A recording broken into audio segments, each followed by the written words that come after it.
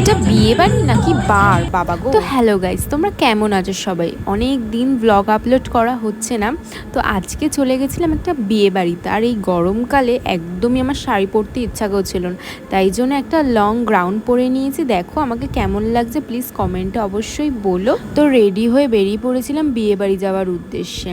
তো দেখো রাস্তাতে তো সেরকম লাইটিং পাচ্ছিলাম না, আমি মাকে শুধু বলছিলাম মা আসো একটা ভিডিও করি।